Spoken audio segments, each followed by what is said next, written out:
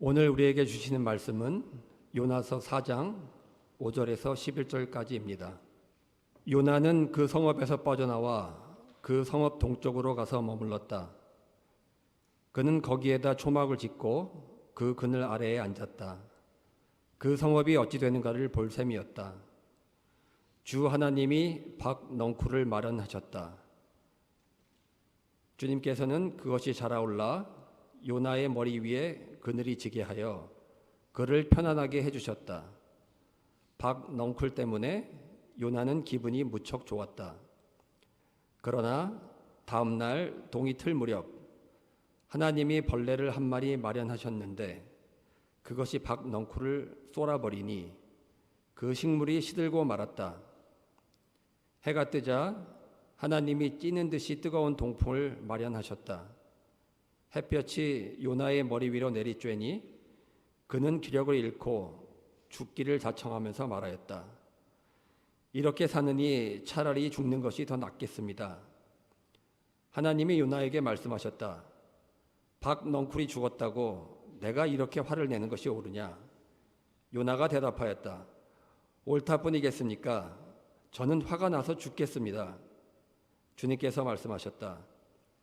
내가 수고하지도 않았고 내가 키운 것도 아니며 그저 하룻밤 사이에 자라났다가 하룻밤 사이에 죽어버린 이 식물을 내가 그처럼 아까워하는데 하물며 좌우를 가릴 줄 모르는 사람들이 12만 명도 더 되고 짐승들도 수없이 많은 이 큰 성읍 느느웨를 어찌 내가 아끼지 않겠느냐. 이것은 주님의 말씀입니다. 오늘은 좀 특별한 설교를 드리려고 하는데요. 제가 구약 성경의 인물 요나가 되어서 요나의 고백을 저의 이야기로 들려드리겠습니다. 저는 요나입니다. 구약 성경에 요나서라는 이름의 짧은 책이 있는데 그 주인공이 저입니다. 제가 세상을 떠난 후에 누군가가 저의 이야기를 3인칭 전지적 시점으로 써 놓았습니다. 저는 오늘 이 일을 직접 경험한 사람의 시점에서 이 이야기를 다시 들려드리려고 합니다. 저는 북왕국 이스라엘의 가드 헤벨이라고 하는 곳에서 태어났습니다. 이 마을은 후에 예수님이 자라나신 나사렛에서 한 3마일 정도 떨어져 있었습니다. 그곳에는 지금도 저의 무덤이 있습니다. 예수님이 자라나실 때 갈릴리 사람들은 제가 그 지역 출신이라는 사실 때문에 매우 자랑스러워했습니다. 저보다 위대한 예언자들이 많이 있는데도 불구하고 예수님이 제 이름을 가끔 언급하신 것은 어릴 때 제 이야기를 자주 듣고 자라셨기 때문이라 할 수 있습니다. 제 이름 요나는 비둘기라는 뜻입니다. 아마도 홍수물이 가라앉았을 때 나뭇잎을 물고 날아온 비둘기를 생각하고 부모님이 그렇게 지어주신 것 같습니다. 저는 여느 이스라엘 아이들처럼 자랐습니다. 낮에는 회당에 나가서 다른 아이들과 같이 놀고 공부하고 저녁에는 집에 들어와서 가족들과 함께 시간을 보냈습니다. 그렇게 해서 저는 하나님과 율법을 사랑하는 그저 보통 경건한 유대인으로 자랐습니다. 당시 제가 속한 북왕국 이스라엘은 여로보암 2세가 다스렸습니다. 다윗 왕가의 반란을 일으켜서 세워진 이스라엘은 끊임없는 권력 투쟁으로 인해서 왕실이 늘 불안했습니다. 암살과 찬탈로 인해서 왕위가 빈번히 바뀌었습니다. 그런데 여로보암 2세는 강력한 통치력으로 무려 42년 동안이나 왕위를 이어갔습니다. 그는 다윗 왕 대왕이 점령했던 영토를 거의 모두 회복했고 백성에게 경제적인 번영을 안겨주었습니다. 늘 외세의 침략에 시달려야 했던 우리는 한 세대가 지나도록 전쟁에 대한 염려 없이 사는 축복을 누린 겁니다. 우리는 이러한 평안과 번영이 두 세대, 세 세대로 이어지기를 바랬습니다. 그러기 위해서 우리는 우리를 위협해 왔던 다른 민족들이 그 세력을 키우지 못했어야 하지요. 얼마 전까지 우리에게 큰 위협이 되었던 나라가 있습니다. 잔인하기로 악명이 높았던 아시리아입니다. 그들은 다른 민족을 침략할 때 살아있는 생명은 모두 죽여 없애는 잔인한 방법으로 주변 나라들을 위협했습니다. 나중에 그것을 초토화 작전이라고 했죠. 우리나라도 한때 아시리아의 공격으로 인해서 위기를 만난 적이 있습니다. 다행히 왕실 내부의 권력 다툼으로 인해서 권력 다툼이 여러 해 지속되면서 아시리아의 세력이 약화되었습니다. 우리는 아시리아가 극악무도한 살육에 대해서 하나님의 심판을 받고 있다고 생각하며 기뻐했습니다. 차제에 지구상에서 아예 사라져 버렸으면 좋겠다고 생각을 했습니다. 그러면 우리나라 이스라엘만이 아니라 주변의 여러 나라들이 마음 놓고 살아갈 수 있을 것이기 때문입니다. 제가 하나님으로부터 부름을 받았을 때가 그 즈음이었습니다. 어느 날 저는 기도하는 중에 하나님의 영에 휘어잡혔습니다. 저의 온 존재가 하나님 품에 안기는 것 같은 느낌이 들면서 전에는 경험해 본 적이 없던 평안과 기쁨을 맛보았습니다. 제 전 존재가 사라진 느낌이랄까요? 아니면 저로 인해서 세상이 다 나밖에 없는 듯한 그런 느낌이랄까요? 저는 속으로 이게 꿈이라면 깨지 말았으면 하는 생각을 했습니다. 그러는 중에 제 마음에 음성이 들렸습니다. 한 번도 못 들어본 음성이었지만 듣는 순간 그것이 하나님의 음성이라는 사실이 저절로 알아졌습니다. 그 음성이 저에게 이렇게 말했습니다. 너는 어서 저 큰 성읍 니느웨로 가서 그 성읍에 대고 외쳐라. 그들의 죄악이 내 앞에까지 이르렀다. 저는 제 귀를 의심했습니다. 하나님이 저 같은 사람에게 나타나시다니요. 게다가 저 같은 사람을 예언자로 부르시다니요. 저는 사무엘, 나단, 엘리야 같은 위대한 예언자들에 대해서 알고 있었습니다. 저는 그와 같은 위대한 예언자들이 우리 시대에 다시 나타나 주기를 간절히 원했습니다. 그런데 저라니요. 저 같은 사람이 어찌 예언자가 될 수 있단 말입니까? 게다가 인간 백정들이 득실되는 니느웨로 가서 예언하라고 하십니다. 니느웨는 아시리아의 수도입니다. 그것은 가서 죽으라는 말과 다르지 않았습니다. 그 악한 사람들이 하나님의 말씀을 듣기는커녕 저를 죽여 없애려 할지 몰랐습니다. 저는 저에게 나타난 분이 분명 하나님이라는 사실과 저를 예언자로 부르셨다는 사실을 부정하고 싶었습니다. 그것은 제가 감당할 수 있는 일이 아니었습니다. 하지만 그분의 음성은 저를 놓아주지 않았습니다. 저에게 나타나신 분이 제가 믿어왔던 하나님이라는 사실 틀림없고요. 제가 들은 그 음성 틀림없이 하나님의 음성이었습니다. 시간이 흐르면서 제 마음에는 그분에게 뜻이 있어서 저에게 나타나셨고 저를 부르셨다는 믿음이 서서히 들었습니다. 그렇다면 왜 니느웨로 가라는 것일까? 그 이유는 하나밖에 없어 보였습니다. 그들의 죄악이 내 앞에까지 이르렀다는 말씀은 그들의 죄의 분량이 다 찼다는 뜻입니다. 이제 남은 것은 심판뿐입니다. 하나님은 그들에게 그 사실을 알리려고 저를 보내시겠다는 겁니다. 그들에게 심판하기 전에 마지막 심판을 피할 기회를 주시려는 뜻이었습니다. 생각이 여기에 이르니 저는 하나님의 처사를 이해할 수가 없었습니다. 그들이 심판받아 지상에서 영원히 사라지게 하는 편이 훨씬 더 옳아 보였기 때문입니다. 니느웨 사람들의 성정을 생각한다면 제가 가서 하나님의 말씀을 전한다 해도 듣지 않을 것이 분명했습니다. 만에 하나 그들이 제가 전하는 말씀을 듣고 회개한다면 하나님은 그들이 과거에 지은 그 극악무도한 죄를 용서해 주실 것이 분명했습니다. 제가 아는 하나님은 은혜로우시며 자비로우시며 좀처럼 노하지 않으시며 사랑이 한없는 분이셔서 내리시던 재앙마저 거두실 분이었기 때문입니다. 저는 그런 일이 일어나는 것을 보고 싶지 않았습니다. 저는 아시리아가 니느웨와 함께 불의 심판을 받아 영원히 사라지기를 원했습니다. 저만이 아니라 아시리아에 침략 당해본 사람들은 모두 그것을 간절히 원했을 것입니다. 그런데 저보고 그곳에 가서 회개하라고 선포하라니요, 그럴 수는 없었습니다. 그러고 싶지 않았습니다.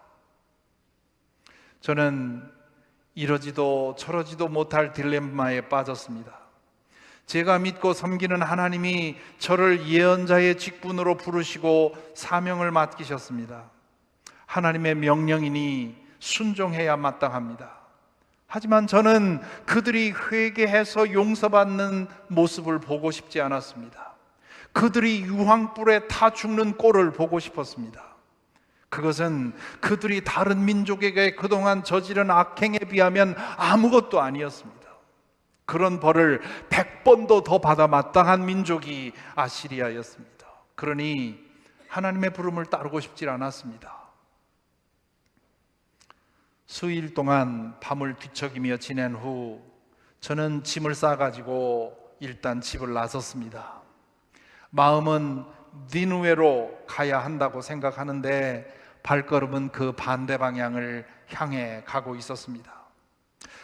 요나서를 통해서 제 이야기를 읽은 분들은 제가 무서워서 도망했다고 생각들 하는가 봅니다.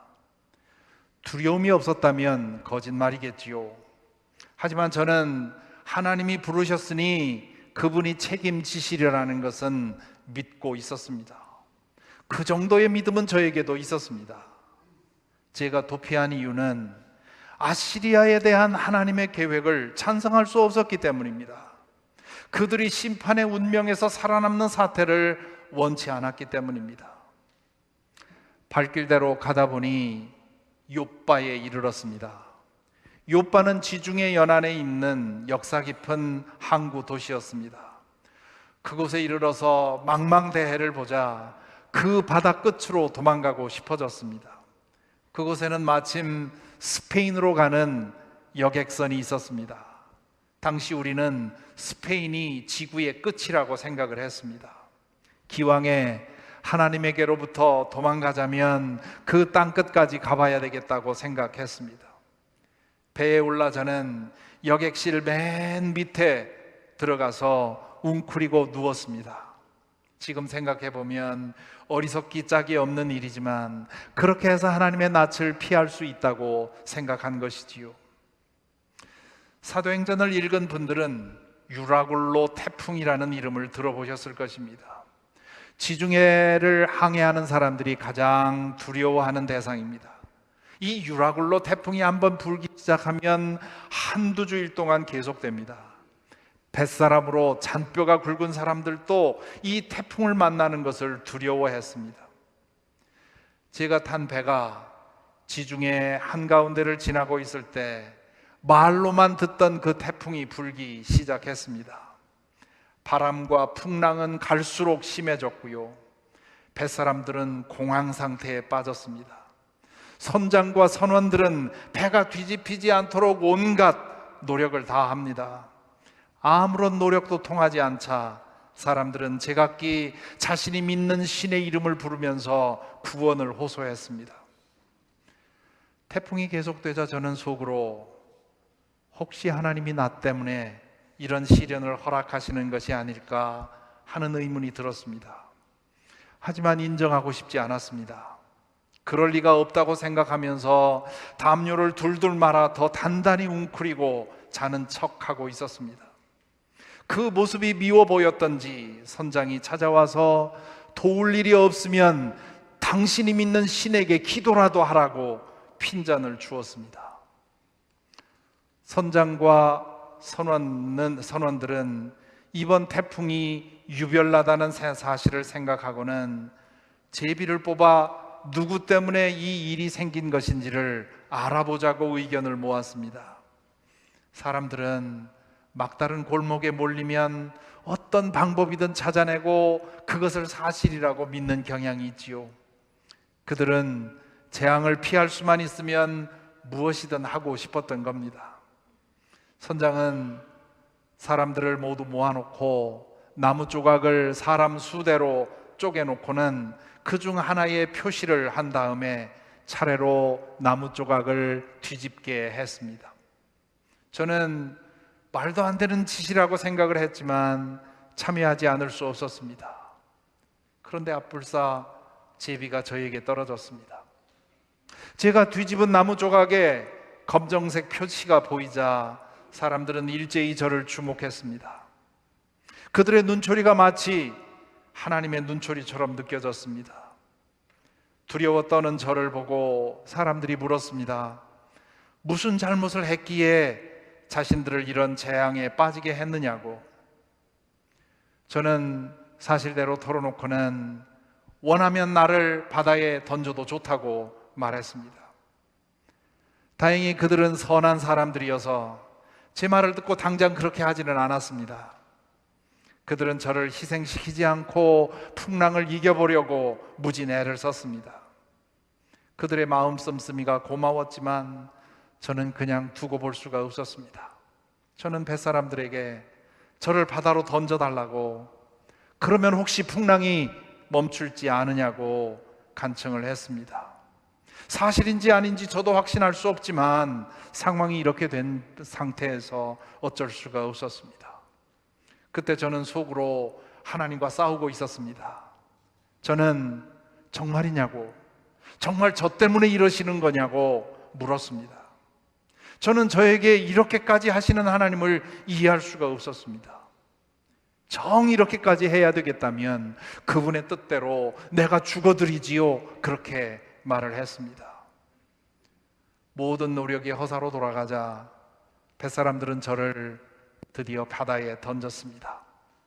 제가 바다에 던져지고 나자 그 무섭던 바람이 차차 잦아들었다는 사실을 저는 나중에서야 듣고 알았습니다. 물속에 빠진 저는 심장을 조이는 숨막힘으로 인해서 발버둥치며 서서히 의식을 잃어갔습니다. 죽기 전에 사람들은 짧은 시간 안에 인생 전체를 회상한다고 하지요. 저도 그것을 경험을 했습니다. 의식을 잃기 전에 그 짧은 시간 동안에 저의 내면에는 수많은 기억과 생각들이 지나갔습니다. 그리고 제 안에 있던 또 다른 제가 하나님께 기도드리고 있는 것을 보았습니다. 그것은 제가 의식으로 드린 기도가 아니었습니다. 저의 무의식에 저장되어 있던 기도가 터져 나온 것이겠지요. 그리고는 의식을 잃었습니다. 그로부터 사흘 후 저는 어느 바닷가에서 발견이 되었습니다. 지나가는 사람이 저를 발견했을 때 저는 죽은 것이나 마찬가지였습니다. 다행히 아직 숨통이 완전히 끊어지지 않았습니다. 그 사람은 저를 자기 집으로 데리고 가서 극진하게 돌보아 주었습니다. 몸은 상처투성이었고 고열로 인해서 여러 날 동안 사경을 넘나들었습니다. 다행히 서서히 열은 내렸고 기력을 회복했습니다. 건강을 회복한 후에 저는 고향으로 돌아왔습니다. 지난 수개월 동안 저에게 일어난 일들을 돌아볼 때 우연이 아니라는 사실을 알겠습니다. 물에 빠져 죽은 것이나 다름없는 상태에서 저를 구해주신 것은 저를 다시 니누웨로 보내시려는 뜻이 분명해 보였습니다. 그 사실을 아는데도 발걸음이 떨어지질 않았습니다. 하나님은 집요하셨습니다. 어느 날 저는 또다시 부인할 수 없는 그분의 음성을 들었습니다. 너는 어서 저 큰 성읍 니누웨로 가서 이제 내가 너에게 한 말을 그 성읍에게 외쳐라. 저는 지체할 수가 없었습니다. 저는 아시리아 국경에 있는 이스라엘 동네로 가서 아시리아 언어를 구사할 수 있는 사람을 찾아 그들의 말을 배웠습니다. 그들이 사용하던 아람어는 제가 사용하던 히브리어와 같은 뿌리를 가지고 있었기 때문에 몇 주일만 배우면 웬만한 말은 구사할 수 있었습니다. 준비가 되자 저는 국경을 넘어 니누웨로 갔습니다. 니누웨 성이 멀리에서 눈에 들어오자 저는 주눅이 들었습니다. 니누웨 성의 위용이 너무도 압도적이었기 때문입니다. 성에 들어가서 주민들의 동태를 살펴보니 제가 전하는 말씀이 먹힐 것 같지 않았습니다. 출신도 알 수 없는 외인의 말을 누가 귀담아 듣겠습니까? 당장 달아나고 싶었습니다. 하지만 또다시 그럴 수는 없었습니다. 그곳에서 하룻밤을 지낸 후 다음날 아침 저는 제 안에 있는 모든 용기를 끌어모아 돌아다니며 니누웨 사람들에게 외치기 시작했습니다. 40일만 지나면 니누웨가 무너진다. 저는 하루 종일 눈 질끈 감고 미친 사람처럼 이 말을 외치며 성을 누볐습니다. 한편으로 두려웠지만 다른 한편으로는 이 어마어마한 성이 하나님의 심판을 받아 무너질 것을 생각하니 힘이 났습니다. 저는 속으로 그래, 너희들의 죄의 분량을 마저 채워라, 너희가 멸망당하는 꼴을 내가 보게 되리라 생각하며 외치고 다녔습니다. 그날 밤 저는 하루 종일 걸어다니며 외친 까닭에 깊고 달게 잠을 잤습니다. 다음날 아침 상쾌한 마음으로 일어나 다시 일을 시작하려는데 바깥에서 사람들이 부산하게 움직이는 소리가 들립니다. 나가보니 사람들이 굵은 베옷을 입고 잿더미에 앉아 있는 것이 아닙니까? 몇몇 사람들이 모여 있는데 하나둘씩 계속 모이기 시작하는 겁니다. 사람에게는 누구에게나 종교성이 있어서 자신의 죄악이 도를 넘어섰다 싶으면 그에 대한 벌을 받게 되리라는 막연한 두려움을 가지는 법입니다. 그런 가책과 두려움을 가진 사람들이 저의 선포를 듣고는 올 것이 왔다고 생각하고는 베옷을 입고 잿더미에 앉아 회개했던 것입니다. 저는 회개하라는 말도 하지 않았습니다. 그냥 40일 후에 심판이 시작될 거라고 경고만 했는데 이런 일이 일어난 겁니다. 그 움직임은 삽시간에 니누의 주민들에게 퍼져나갔고 결국 왕까지 알게 되었습니다. 당시 아시리아 왕은 최소한의 양심이 남아 있어서 자신과 자신의 백성이 행한 그 잔인하고 야만적인 행동에 대해서 가책을 느끼고 있었던 것입니다. 그는 모든 주민에게 회개운동에 참여할 것을 명령하고 자신도 백성과 함께 금식하며 회개하면서 하나님께 용서를 구하는 겁니다. 저는 이런 사태를 보면서 심히 당황했습니다. 저는 그들이 제 말을 듣고 회개하기를 바라지 않았습니다. 그런데도 이런 회개운동이 일어나다니요, 제 눈을 의심하지 않을 수가 없었습니다. 이러다가는 하나님이 정말 그들의 죄를 용서하시고 심판 계획을 취소할지도 모르겠다는 생각이 들었습니다. 저는 선포하는 일을 당장 그만두고 니누웨 성 동쪽 끝 국경선에 언덕에 초막을 짓고 자리를 잡았습니다. 하나님이 이 백성을 어떻게 하는지 지켜볼 심산이었습니다. 니누의 주민들은 모든 일을 제쳐두고 매일 광장에 앉아서 회개하며 부르짖었습니다. 그동안 그들이 다른 민족에게 행한 극악무도한 악행들을 생각하니 지금 와서 용서해달라고 울고 불고 부르짖는 그들의 모습에 화가 치밀어 올랐습니다. 그 모습을 보며 저는 하나님, 안 됩니다. 저들의 회개에 속지 마십시오. 저들이 과거에 다른 민족에게 얼마나 잔악한 일을 저질렀는지 잊지 마십시오. 이번에 저들을 심판하지 않으시면 나중에 저들이 얼마나 더 큰 죄악을 범할지 생각하십시오. 제발 계획대로 저들을 심판해 주십시오. 간청했습니다. 그렇게 며칠을 지냈습니다. 어느 날 저도 모르는 사이에 얼기설기 대충 지어놓은 초막 위로 큰 박넝쿨 하나가 덮인 것을 알았습니다. 초막에 땡볕이 내려 쪼이면 너무나 견디기 힘들었는데 넝쿨에 잎들이 땡볕을 막아주니 참 기분이 좋아졌습니다. 건조한 곳에서는 기온이 아무리 높아도 그늘 안에만 있으면 아주 살만합니다. 그날 저는 기분 좋게 낮잠까지 즐겼습니다. 다음날 아침 늦잠을 자고 있는데 얼굴과 몸으로 다시 강렬한 땡볕이 내리쪼입니다. 짜증이 나서 눈을 뜨고 올려다보니 밤사이에 벌레들이 그 잎을 모두 쏠아버린 겁니다. 그 순간 정말 다 부셔버리고 싶을 만큼 화가 났습니다. 화는 머리끝까지 치밀어 올랐는데 분풀이할 대상이 없는 겁니다. 그래서 저는 하나님께 이렇게 사느니 차라리 죽는 것이 더 낫겠습니다라고 시비를 걸었습니다. 사람이 이렇습니다. 자신에게 일어난 일에 대해서 탓할 사람이 없으면 애꿎게 하나님에게 시비를 걸지요. 그런데 또 하나님은 그 시비에 응수해 주십니다. 하나님은 저에게 박넝쿨이 죽었다고 내가 이렇게 화를 내는 것이 옳으냐고 물으십니다. 저는 옳다 뿐이겠습니까? 저는 화가 나서 미치겠습니다 라고 대답을 했습니다. 그러자 그분이 말씀하십니다.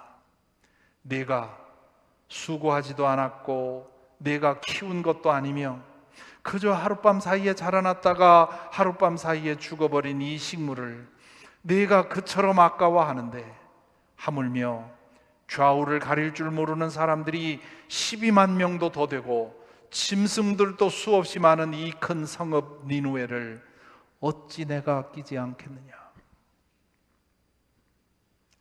이 말씀에 저는 순간 뒤통수를 쇠망치로 맞는 것 같은 큰 충격을 받았습니다. 분노로 터질 듯 했던 저의 머리가 순식간 차갑게 식었습니다. 불사 저는 아시리아 사람들의 죄악만을 생각하느라 저 자신의 생각이 얼마나 악한지를 망각하고 있었습니다.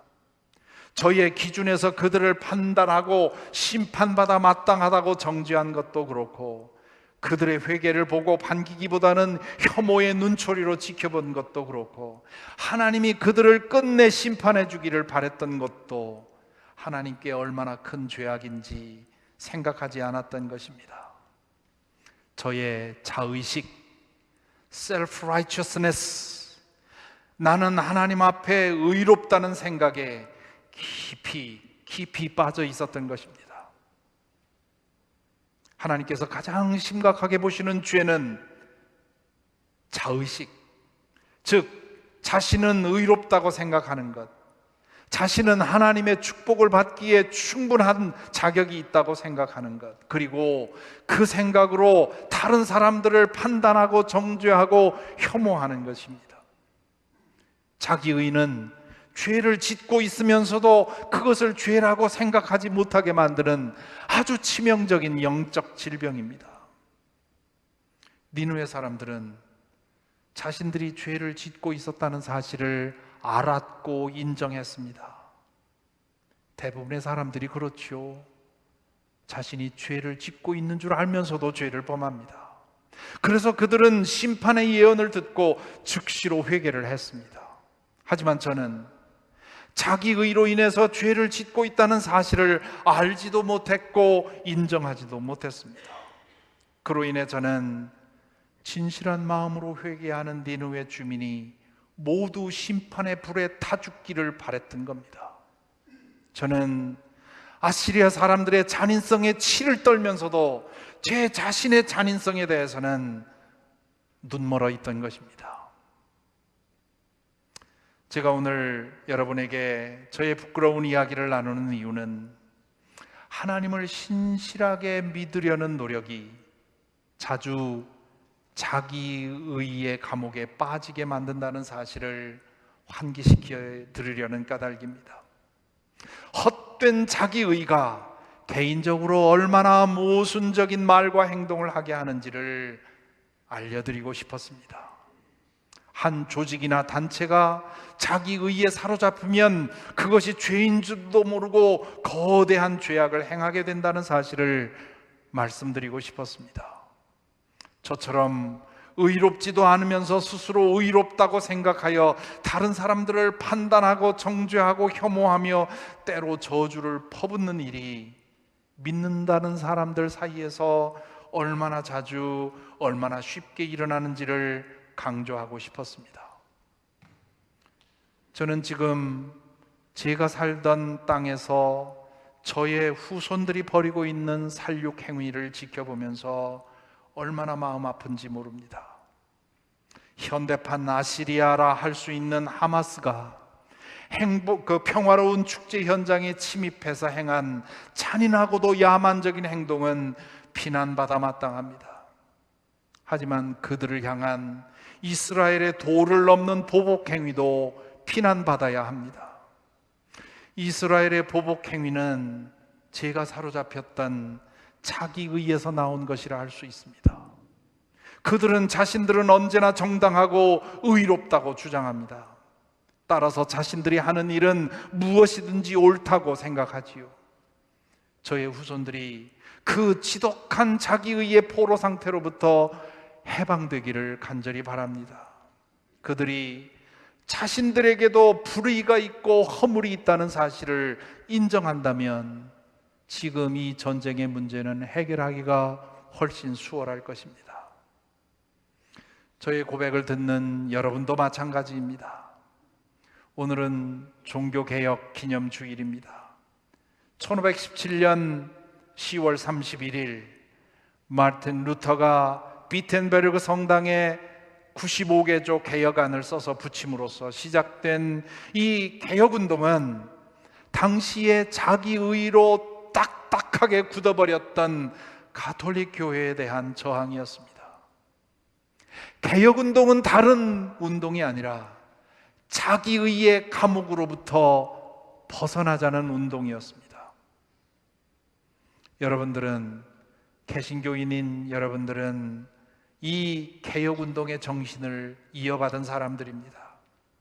개신교인으로서 여러분이 가장 중요하게 여길 가치 중 하나는 자기의에 빠질 위험을 늘 경계하는 것입니다.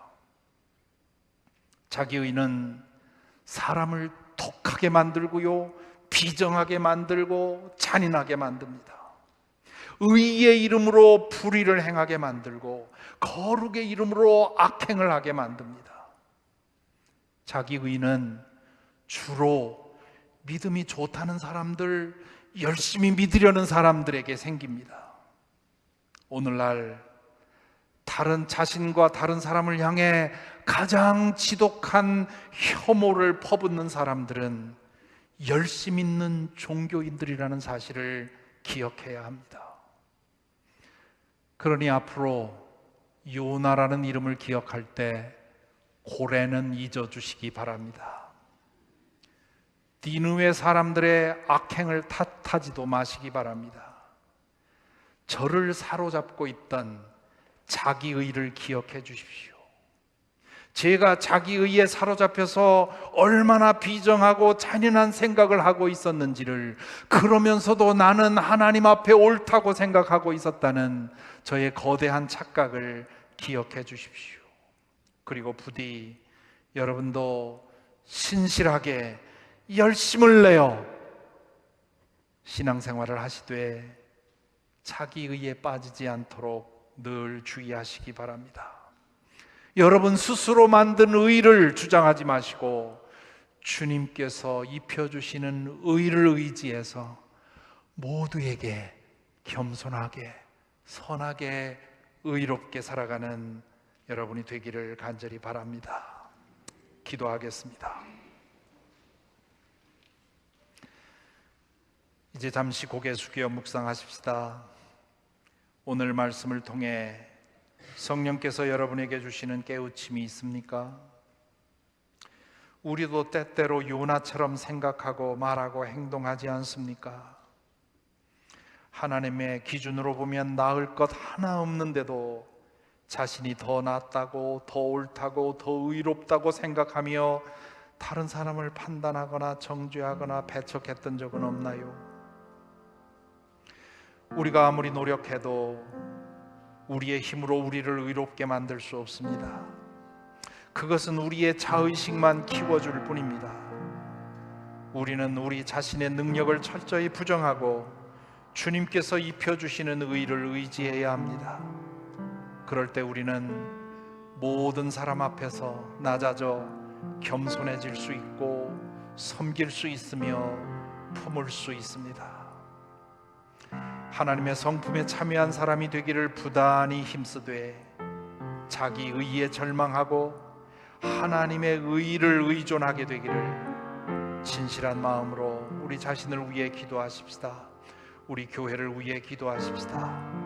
이스라엘을 위해 기도하십시다. 스스로 의롭다고 생각하며 다른 사람들을 응징하려는 이 땅의 모든 권력자들과 힘 있는 자들을 위해 기도하십시다. 기도하겠습니다.